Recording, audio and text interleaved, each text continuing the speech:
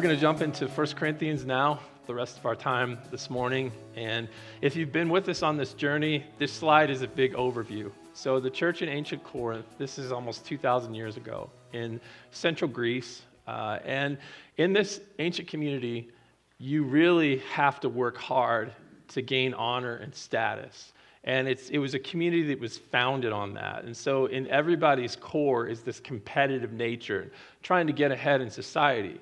And maybe in some ways we can relate today. But people get ahead through relationships that they build and business networking and wealth that they gain and possessions and very much a who you know kind of culture, and also by putting other people down. So if you're on the lower end of the social spectrum, you feel it every day. And yet, when Paul comes in, he's trying to introduce these Christians to a totally different way of life, these Corinthians, to Jesus. And that's going to require them to take on a lot more humility in the way that they interact with each other. Because Jesus very much sacrificed himself and his own status and his possessions and really laid down everything to lift other people up. And that's very countercultural to the way that these Corinthians are operating in their day-to-day lives. And we're going to hit the heart of that actually today in chapter 13. And again, I appreciated that song, Your Love Awakens Me, because Paul is going to say, if you want to love people like Jesus loves people, you need to rethink the way that you interact. And if you've been with us on this journey over the last few months, reading this letter and trying to understand what did it mean then to this ancient church and what can it mean to us today, we had a lot of different examples how these Corinthians, they were forming teams and they were very exclusive. They were filing lawsuits against other Christians, not for good reasons, for just reasons, but just to put them down or get something from other people. They were doing things to dishonor their spouses or dishonor other people in the community or perpetuating abuse.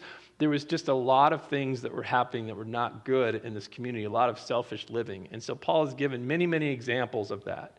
And the latest example he gave had to do with their giftedness. They were gifted by God to do different things to help each other. And they were even using these gifts for selfish purposes, to highlight themselves, to get other people to look at them and elevate them in their minds and think how wonderful they were instead of to actually help other people and meet their needs. And so Paul is going to tell them today, at the heart of all of these problems, it's love. And you're actually lacking in love. And if you could just learn to love each other, it would solve a lot of problems. And I think maybe that's true in our culture today. Certainly if you scroll social media, if you open up your Instagram or Facebook right now, you're going to find a lot of quotes and a lot of statements where people are not being very loving to each other, right? And maybe toward you as well. You post things and people comment and, remark in ways that are snide or, very unloving, very disrespectful, things like that. And so we feel that in our culture as well today.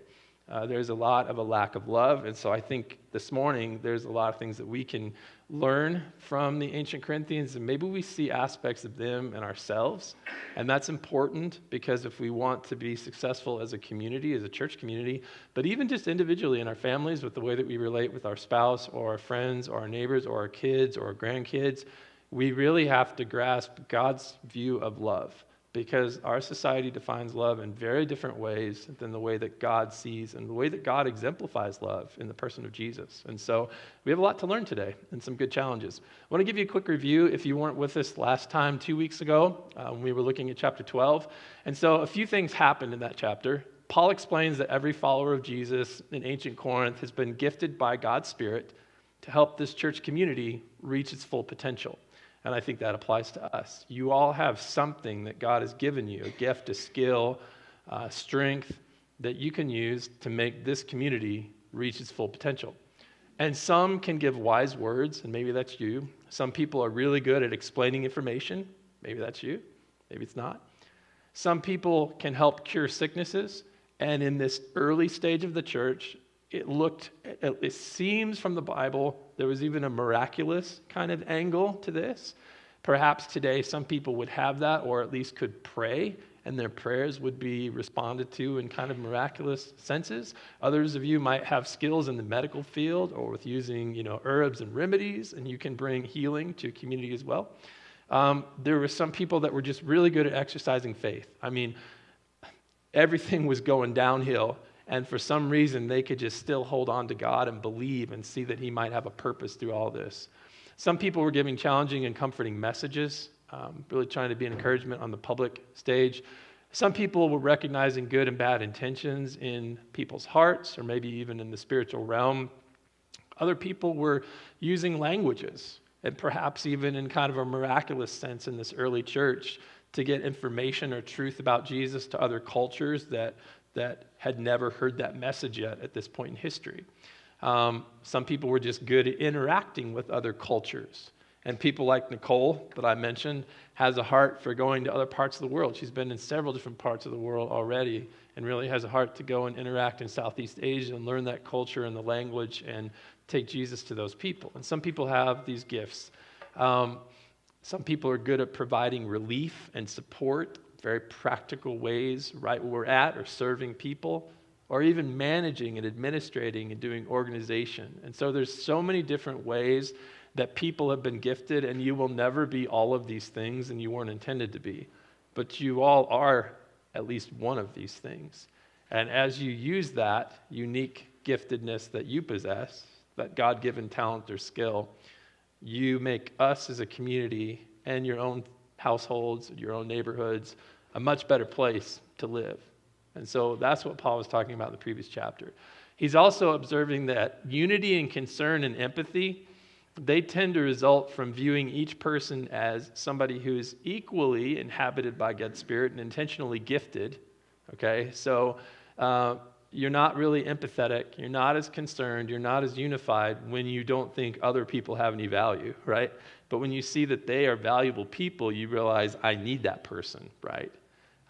That person is essential, that person is important, and that changes the way that we interact with people when we have those basic concepts, when we have a grasp of those. And then thirdly, Paul challenges Christians in ancient Corinth to envy the gifts that require them to empty themselves like Jesus, rather than the ones that elevate themselves in the eyes of other people. And so in this church, people are favoring certain kinds of people. They're saying, well, this person is really gifted at speaking languages, or this person is really gifted at teaching, and I wish I could be more like that. Or people who had those gifts were saying, well, I possess this really spectacular gift that everybody wants, and everybody needs to be like me.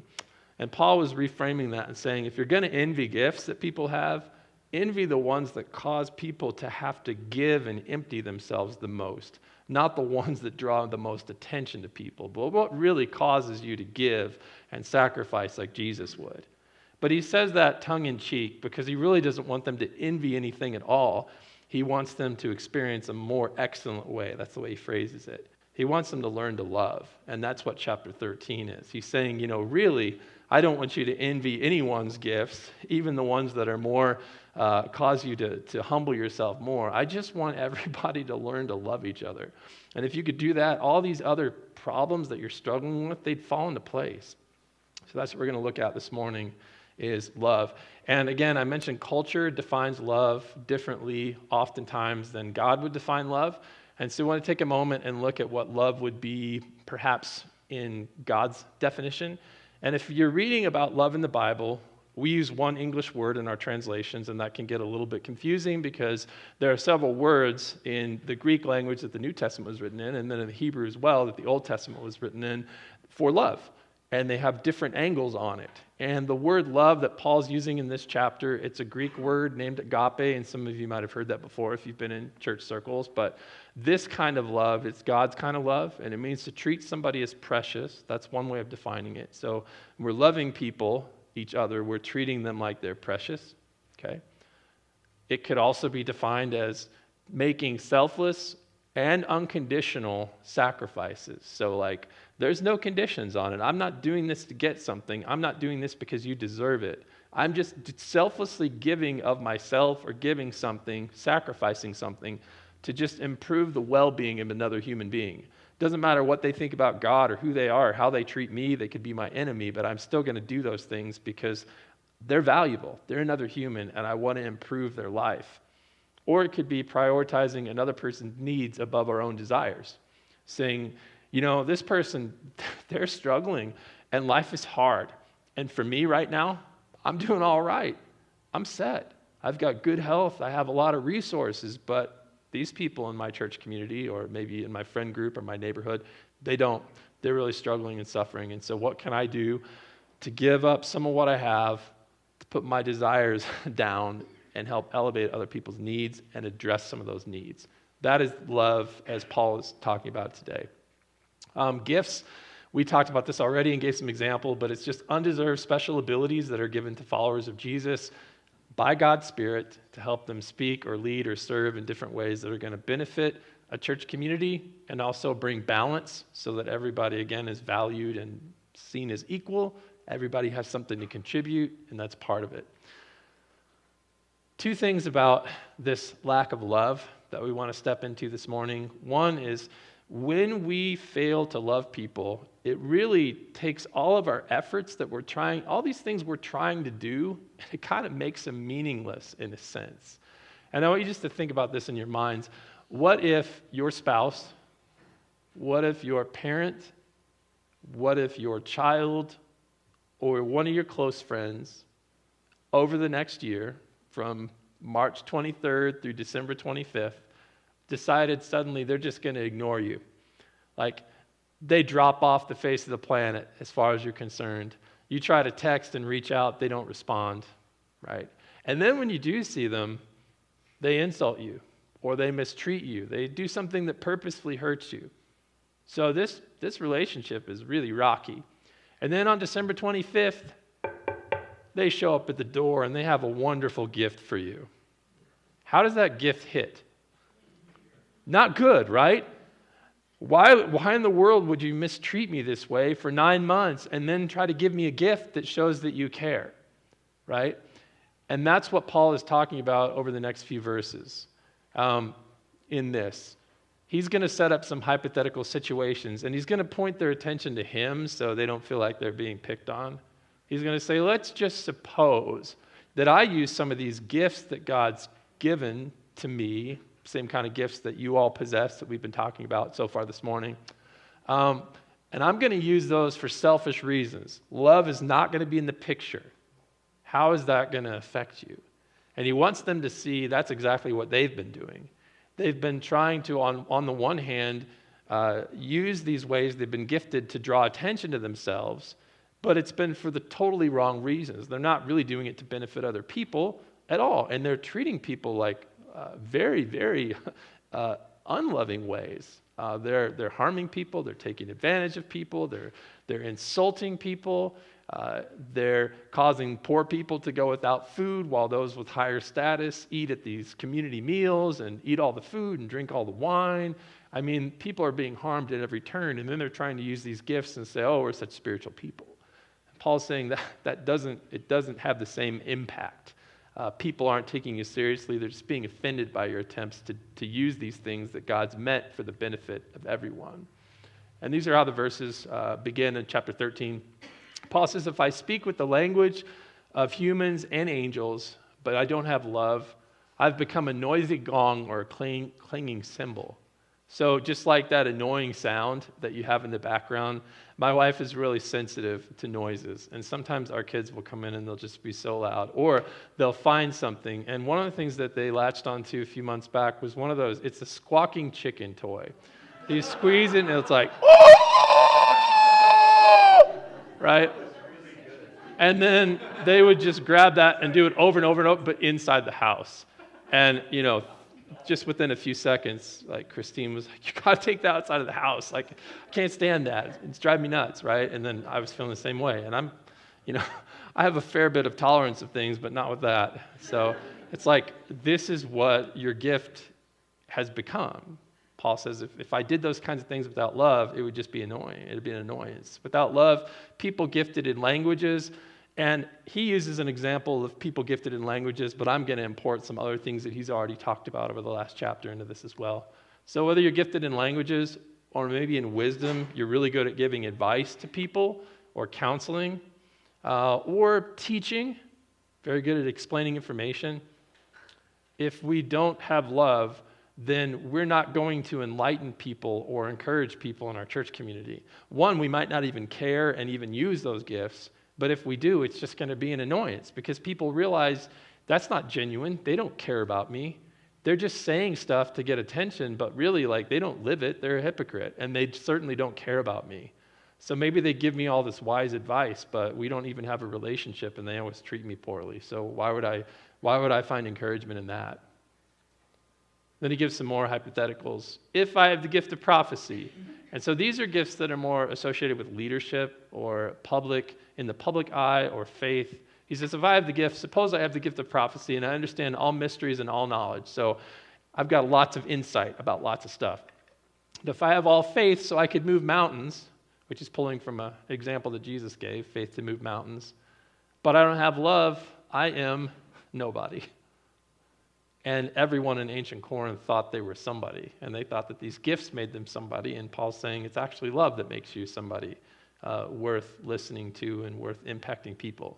So without love, maybe your gift is leadership, maybe it is having vision for the future, for an organization, maybe it's faith, or maybe it is that administrative, organizational kind of gift.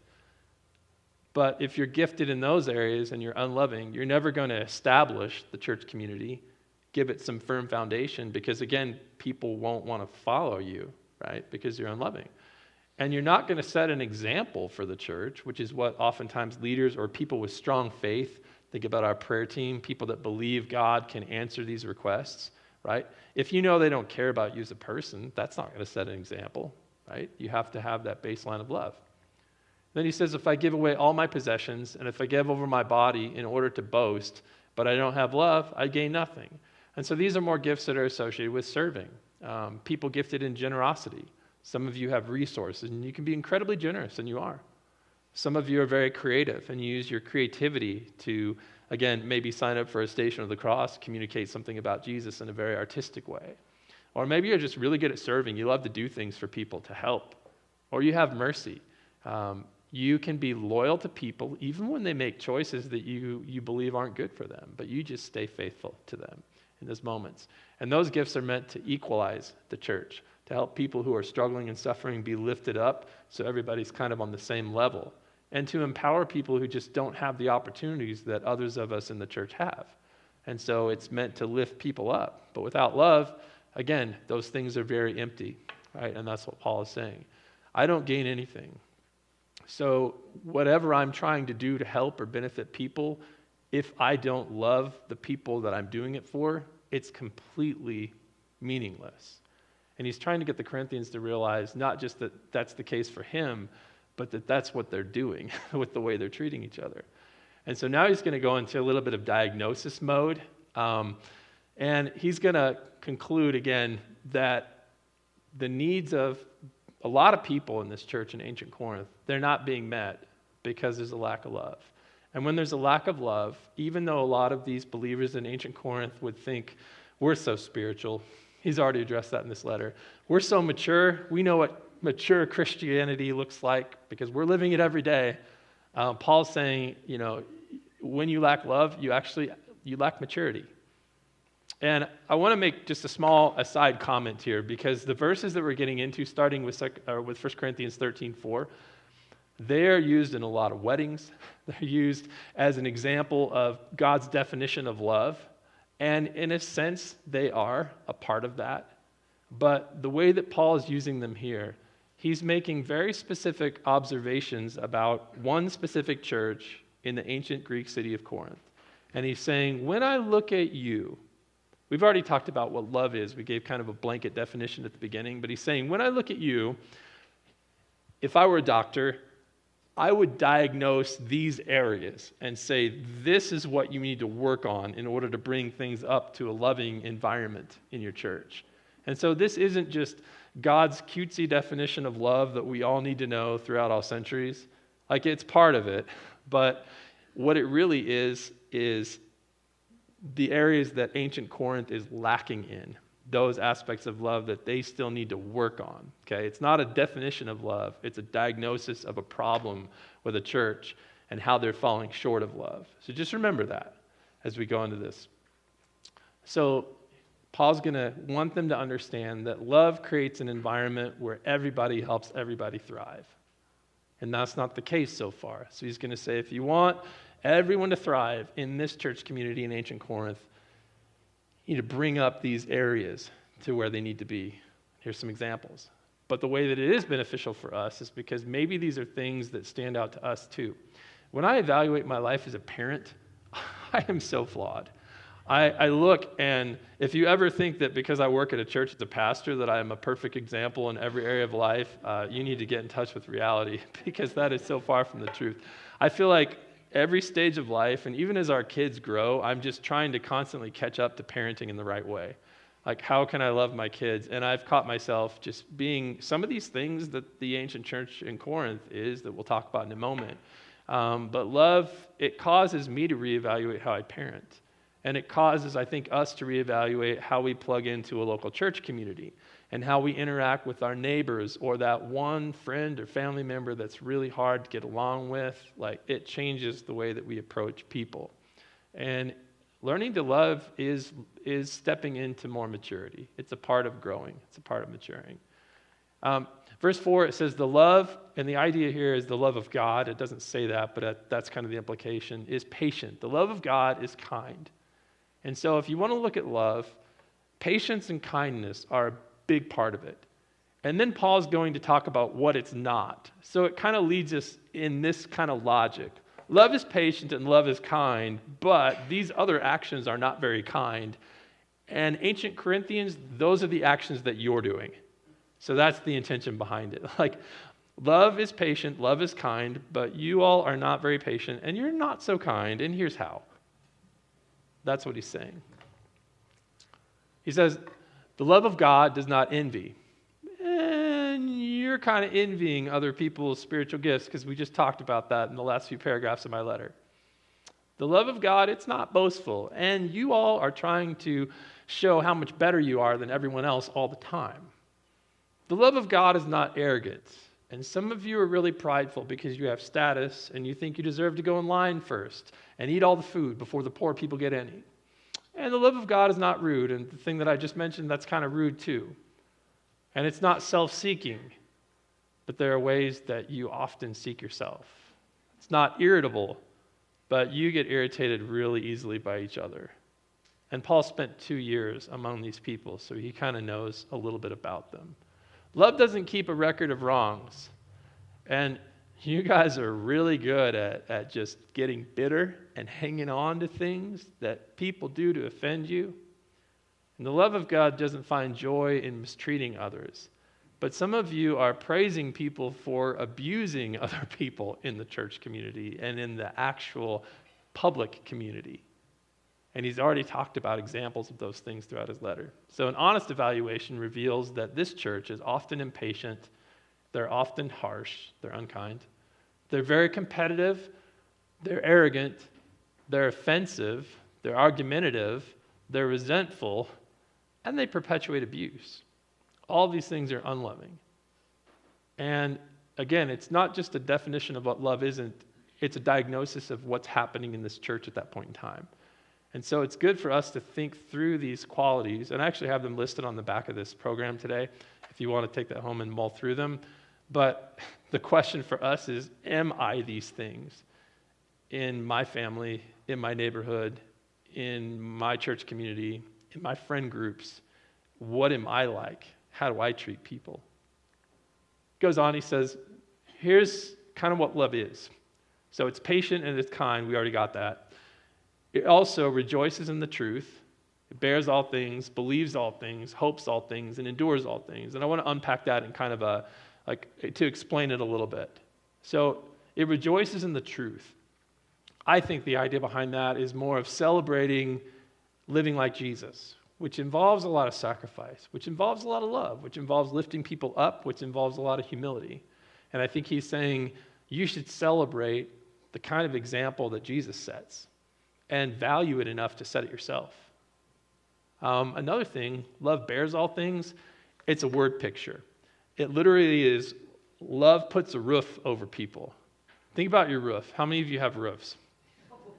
Why do you have a roof and not a convertible home? Creates some problems, right? We were without a section of our roof for a period of time several years ago because we had some water leaks and issues we had to resolve. And it's kind of weird to sit in your living room and look up into the sky, right? And when it rains, it causes some problems, right? And if it hails, it causes some problems. And if there's wind, it causes problems. And roofs have that protective nature, right? It protects you from sun, protects you from the elements, gives you security. And all those things that we think of when we think of roofs, we're meant to think of with this phrase. Love bears all things. It literally looks at people around us and says, how can I be a roof to my kids? How can I be a roof to my spouse? How can I be a roof to my church? And take some of what's coming at these people. Take some of the brunt so they don't have to carry it all. They don't have to bear it. Love believes all things. Now, we can take this and we can go, well, should I believe everything, right? Is this telling me to be gullible or just, embrace every kind of thought out there? That's not what Paul's talking about. I think he's saying it believes, it expresses confidence in other people when they have insights. Because what's happening in this church is some people, if they're of a lower status, maybe they're gifted in things like teaching, but people of higher status will say, well, you're poor. What do you know? I'm not going to listen to you. Why would you have any kind of wisdom or insight that could benefit me? And they would just shut them down immediately. I think Paul's talking to those people and saying, sometimes people that are in a different social strata, they've got a lot of wisdom that you need. Love hopes all things. And so it also is confident in God's promises. And there's a lot of them. Love endures all things. And endurance, I think, has this kind of an aspect of endurance is staying committed to relationships. In the context of love, that's what endurance means. It means staying loyal. And there's a lot of things that want to attack our loyalty in relationships. There's a lot of, it's very easy in this day and age to just cut people off, socially, family, whatever. But there's a level of love that stays committed to relationships. And I think those are the things that Paul's highlighting. That's what maturity really is.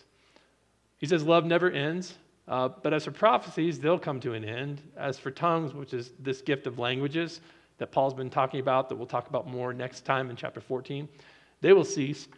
As for knowledge, it'll come to an end. He says, for we know in part and we prophesy in part, we speak out in part, but when the perfect comes, the partial will come to an end.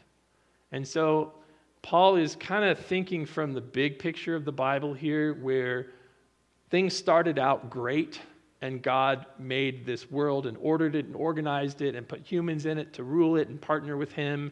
And then really quickly people did their own thing and blew off God and fell into chaos.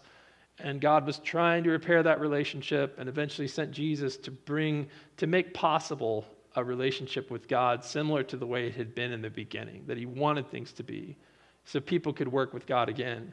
But there is this ultimate kind of destination where the Bible's heading toward. And that's that someday God will resurrect life and recreate the world as we know it, and things will once again operate correctly, the way God intended from the beginning. And so Paul's looking toward that, and he's saying right now, part of the reason why we have these gifts and each person has something to contribute is because we don't know everything yet. We haven't arrived. And so we need to love. We need endurance. We need to bear other things because things are still very much imperfect in our world. But he's saying those things, some of those other things God has given us to help each other kind of tolerate the difficulties of our world now at this point in time. When those things are out of the way, he's saying love will still serve a purpose forever. Even if God recreated everything and returned it to the state that he originally made it in the very first chapter of the Bible, you would still need love. Love would still be relevant in that kind of a world. Now he's going to hit the maturity part of it. He says, when I was a child, I spoke like a child. I thought like a child. I reasoned like a child. When I became a man, I put aside childish things. He says, for now we see only a reflection as in a mirror. Now, our reflections in mirrors today are pretty good. You get a pretty accurate representation. But in ancient mirrors, it was more like polished brass or metal. And so you could get an idea of the outline, but you couldn't see all the details. And so Paul's saying, we can't see the way things are ultimately going to be. It's kind of like a clouded mirror. He says, now I know in part, but then I'll know fully as I'm fully known. So someday I'll know what I don't know. Someday I'll have qualities that I don't have. I'll get the big picture. But he's saying right now, love is super important. Later, love will be super important. Now, these gifts are very important. Later on, not so much so. But a part of me growing up is learning how important love is. I put here, as Paul grew in spiritual maturity, he realized that the gifts, knowledge, priorities, and status that he used to take pride in, they were kind of trivial, childish concerns. And that's what's so important to this church in Corinth at the moment. Do you have the most showy gifts, the ones that draw most attention to you? Do you have more knowledge? Do you have priorities that draw attention and honor and status to you? Do you have status in society, in the culture? Paul's saying, I learned those things weren't so important, but the thing that was really important was love. And he says these three things remain as we close: faith, hope, and love, but the greatest of these is love. So Paul's greatest emphasis, at least to this church, even considering faith and hope, is love, which I think is interesting. I don't know how you would order these things if it were up to you. Is this the order of importance that you would choose? If you had to rank them, faith, hope, and love, what would you naturally be inclined to rank as most important? Some of us might say faith, because, right, without faith, how do we come back to a connection with God that's been severed because humanity walked away from God many, many, many years ago? So isn't that the most important, right? Or hope. What if you had nothing to look forward to? What if God didn't make any promises? None. What if this life was all there was and you had no hope of anything beyond it? Isn't hope kind of important, right? But Paul chooses love. And again, I think it's because, back to that first point, love gives meaning to these things. Because let's say you have this faith that you believe in, but again, every time you connect with people who share this faith, they treat you in hateful ways. They mistreat you, right? How do you even begin to share that, right? Or even hold on to that? And so it's kind of like when you take love out of the picture, the meaning of everything else falls apart. So it's a baseline. It's so important. And sometimes we underestimate it. And honestly, I've kind of received the perspective in the past that love isn't so important, right? That people can be too loving, right? You're just too loving and you just don't have any convictions and you're just too wishy-washy. But Paul would say, if you don't have love, you don't have anything. Because everything else needs love to be able to be built on, right? It helps everything else work. It's an essential. It's the essential within a church. Here's some questions for you to ponder, maybe throughout the week as we go on from here. I don't have these on the programs, but they'll be online if you want to check out our YouTube channel, which is Mountain View Bible Church, Utah, and watch these again, or if you want to write these down, that's fine as well. But how does the Bible's concept of love differ from the way that our culture defines it? We talked about how the Bible kind of presents it, but we didn't get into all the ways that our culture would define love. So maybe that's something that you want to ponder for a while. How does the lack of love affect our efforts to help others? If you treat other people harshly, if you're impatient with them, right? If you're negative, how does that affect your efforts to actually help people? Thirdly, how has God gifted each of us? And you can personalize this. Are you intended to enlighten people? Maybe you have wisdom. Maybe you're a good teacher. Maybe that's you. What about encouragement? Maybe you love to come alongside of people one-on-one, and you can be very encouraging. Or you can be challenging. Or you love to, maybe in a public realm, you provide encouragement or challenge. Maybe you're good at establishing things, having a vision for something, seeing it come together, planning out a way to impact the lives of people, or even taking Jesus and his message and example to other parts of the world. Maybe you're good at leading, at administrating, at the details that things need, that a church needs to function appropriately, and not to just be a complete ball of chaos. Maybe you're good at setting examples. You have some maturity in the faith, but you also have some humility. And you might not admit that about yourself, but you really are a good mentor type figure. You have a lot of faith, because many of us don't, and that's not my strong suit. Equalize. Maybe some of you have the resources that it takes, or the time that it takes, or the skills with craftsmanship or different trades to be able to help people's quality of life take a huge uptick, improve so much. Because I guarantee you there are people that are in this room that are struggling with that quality of life, and that things around their house are potentially undone, or they're struggling to make it month to month, or their debt is snowballing, and there are ways to make life better, to equalize things. Or maybe it's empowering people. You have connections, you can provide opportunities, and you're good at helping people who feel like there's no way out of my situation figure a way out, or step into that next tier of their job, or something that they have as a goal in life, and you're really good at helping empower people to become better personally, or to better navigate relationships or marriages or parenting. And you have that trait. And then there's a lot of other options too that I think Paul never gets into. So maybe your talent is something completely different. But each one of us has something that everyone else needs. And then what's preventing us from exercising those gifts? Maybe it is our personality. Maybe we just don't know the needs that are out there. Maybe we're more concerned with ourselves. Maybe we're uncomfortable exercising it. Maybe we're kind of more selfish with the things that we have. And so we have to come to terms with who we are and maybe changes that we need to make to be more loving. What would an honest evaluation of our home and our church environment reveal? What types of changes would need to be made to create a climate where every person can thrive? And that's more, every home is going to be different. And our church is unique, and if you're from another church community elsewhere, but you just happen to be listening online or joining us today, then that situation is going to be a little different than it is here at Mountain View. How should we define spiritual maturity? Because ancient Corinthians would have a very different definition than Paul's. Paul really lands on love. And then what would our greatest emphasis be in the church? What do we really think, or in our families and homes, like what is the most important thing? Why does Paul think it should be love? Why is that so crucial to, like, if you're going to err on the side of something, err on the side of love? I think that's what Paul would advise us to do. And then other things will start to fall into place. So that's the advice he has for ancient Corinth, but I think it's great advice for us today as well.